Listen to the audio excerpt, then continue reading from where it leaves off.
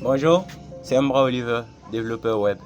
J'ai décidé aujourd'hui de vous présenter une petite application de gestion de stock que j'ai conçue en utilisant Laravel en back-end et Livewire en front-end. En gros, on reste dans le même univers de Laravel. L'application en soi est plutôt simple, elle permet de gérer le stock, effectuer des ventes et conserver l'historique de chacune des ventes. Donc, on va juste faire un petit tour rapide. Tout d'abord, lorsqu'on se connecte, on tombe sur la page des ventes. Elle liste les différentes ventes qui ont été effectuées. Mais au lieu des ventes, j'ai appelé ça les factures. Et là, on a la possibilité de cliquer sur chacune des factures pour voir les détails qui concernent cette vente en question. Pour exemple, je vais prendre la première vente. Là, on a le nombre d'articles qui ont été commandés et la quantité totale à acheter. Et maintenant, j'ai la possibilité de vérifier aussi les paiements qui ont été effectués pour cette vente-là. Donc, je clique et je vois les différents paiements qui ont été effectués.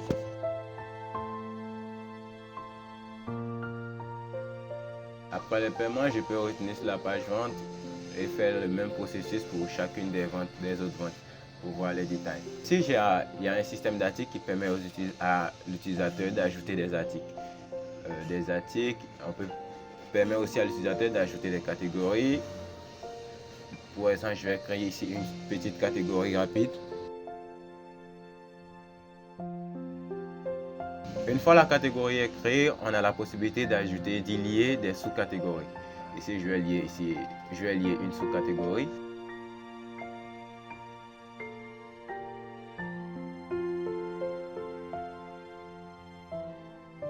On a la possibilité de cliquer aussi sur la sous-catégorie pour soit la mettre à jour, soit la supprimer.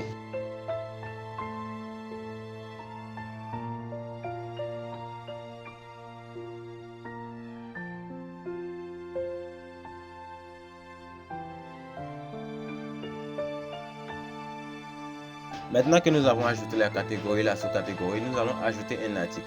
Parce que l'ajout d'article dépend de la catégorie et de la sous-catégorie. Là, je choisis la sous-catégorie que je viens de créer. Avec la catégorie que je viens de créer, je mets un libellé.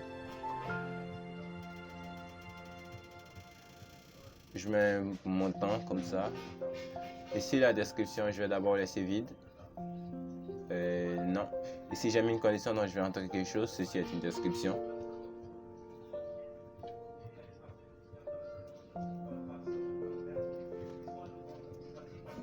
J'enregistre l'article. Et une fois que l'article est enregistré, si on retourne, lorsqu'on va retourner sur les articles, nous allons voir que la quantité disponible en stock de l'article qui vient d'être enregistré est à 0. Et là, pour actualiser le stock, j'ai créé un système de stock. Mais d'abord, j'ai permis à l'utilisateur de modifier l'article, changer les données, mais vu que je suis hors connexion, les icônes n'apparaissent pas. Donc, je vais passer directement à la partie stock. Lorsque je suis sur la page stock, j'ai la possibilité d'ajouter de nouveaux stocks. J'ai juste à cliquer sur un nouvel arrivage. Lorsque je clique sur un nouvel arrivage, on enregistre un nouveau stock et on me donne la possibilité d'ajouter les articles.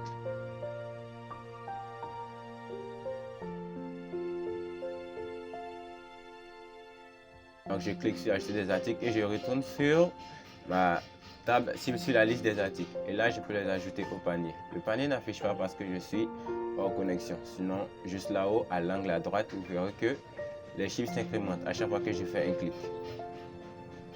Et une fois c'est fait, je clique sur le panier qui ne s'affiche toujours pas parce que je suis hors connexion.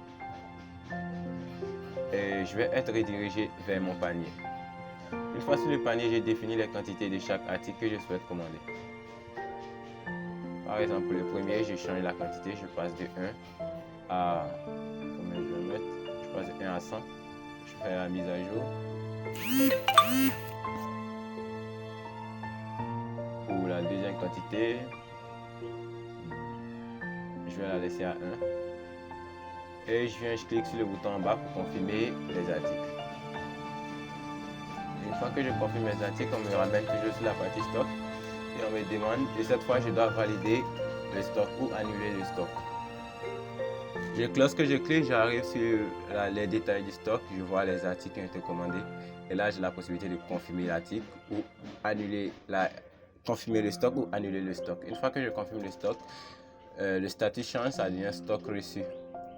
Et là, quand je retourne dans la table article, je vois que la quantité disponible en stock a été mise à jour.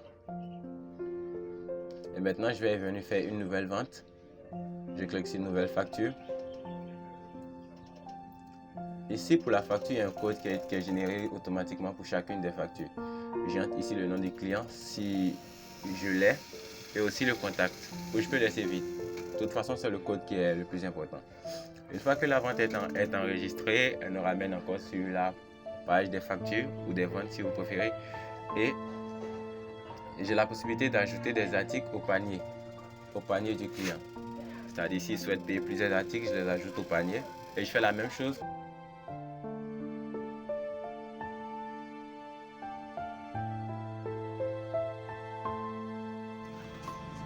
Donc comme pour les stocks, je fais la même chose.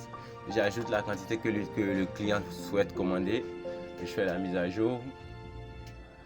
Après ça, je clique sur le bouton pareil.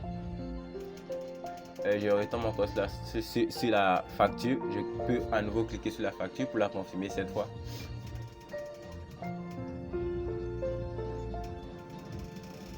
Je peux définir le prix de vente de l'article. Parce qu'en faisant ça, j'ai pensé que le prix de vente ne serait pas fixe et qu'à chaque fois, on pourrait discuter du prix avec le client. C'est-à-dire, si on fixe le prix à 2000 et que le client veut acheter à 1900, c'est possible de lui vendre à 1900. Une fois c'est fait, on valide l'article et on retourne vers les paiements pour effectuer les paiements. Ici, là où on a le montant total de la facture et ici, on a le montant que l'utilisateur souhaite verser. Je fais un exemple, je paye cette somme. Son historique, ça s'actualise. Et on peut suivre le nombre de versements qu'il a fait, la date. Je ne sais pas si j'ai eu l'heure, la date et l'heure. Donc je vais continuer jusqu'à totalement solder cette facture.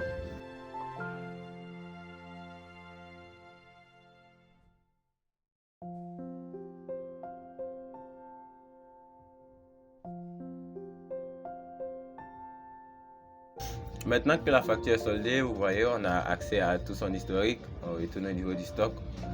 Au niveau de l'article, on voit bien que la quantité disponible a baissé parce qu'une vente a été effectuée. Ce qui me reste à faire pour le moment, je dois travailler encore sur le menu bilan pour faire le bilan annuel de la boîte, on va dire, et mensuel aussi. Donc merci d'avoir suivi la petite vidéo qui présente cette petite application.